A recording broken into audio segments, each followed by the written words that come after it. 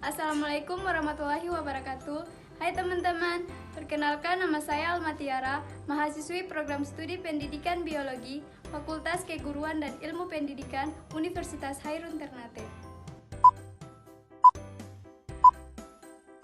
Di video kali ini, saya akan menjelaskan materi biologi kelas 10 tentang fungi.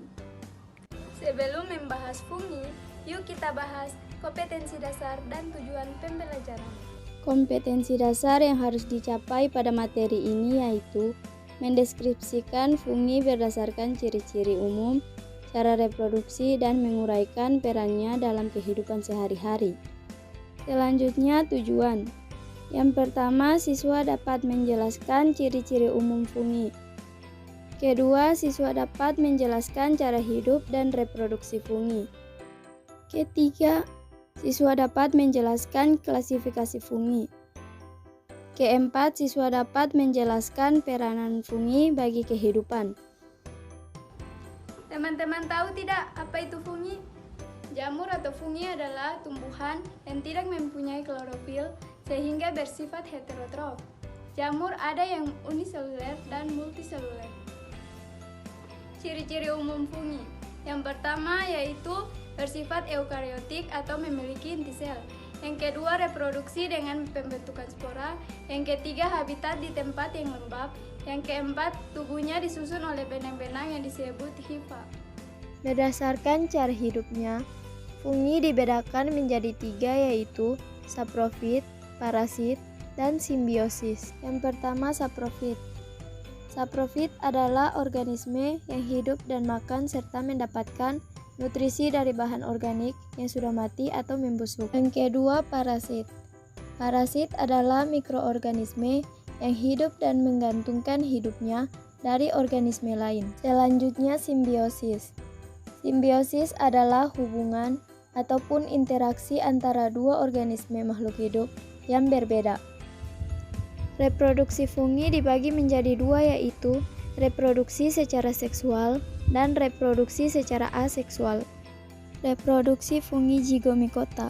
Reproduksi seksual zygomicota dimulai dengan bergabungnya sitoplasma atau plasmogami, hifa dari 2 individu jamur haploid atau jumlah kromosom sama dengan N yang berbeda. Selanjutnya, reproduksi aseksual jamur zygomicota dilakukan tanpa proses plasmogami atau karugami, melainkan dengan langsung membentuk sporangium dari hifa haploid. Reproduksi fungi ascomycota.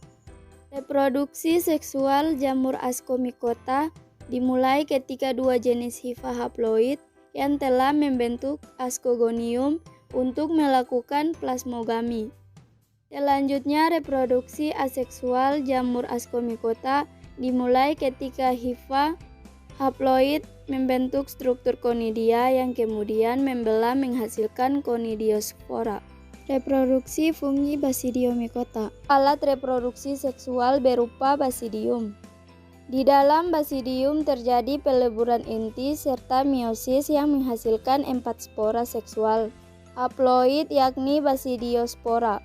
Selanjutnya, reproduksi aseksual jamur Basidiomycota dilakukan dengan cara hifa haploid membentuk struktur konidia melalui pembelahan mitosis yang menghasilkan konidiospora. Reproduksi fungi Deuteromycota. Reproduksi seksualnya jamur Deuteromycota belum diketahui, tetapi rekombinasi genetiknya itu masih bisa terjadi, sehingga disebutlah paraseksualitas. Selanjutnya, reproduksi aseksual jamur Deuteromycota ini terjadi dengan menghasilkan konidia atau juga menghasilkan hifa khusus yang disebut dengan konidiospor. Klasifikasi fungi berdasarkan cara reproduksi. Fungi dibagi menjadi 4 kelas, yaitu Zygomicota, Ascomycota, Basidiomycota, dan Deuteromycota. Peranan jamur dalam kehidupan manusia dibagi menjadi 2 yaitu peran menguntungkan dan peran merugikan. Peranan menguntungkan yang pertama yaitu sebagai pengurai, yang kedua dapat dikonsumsi, yang ketiga menghasilkan obat-obatan, yang keempat dapat meningkatkan kesuburan tanaman. Selanjutnya, peranan merugikan yaitu yang pertama menyebabkan penyakit pada manusia, Yang kedua, menyebabkan kerusakan pada tanaman. Mungkin itu saja yang dapat saya sampaikan tentang materi ini. Wassalamualaikum warahmatullahi wabarakatuh.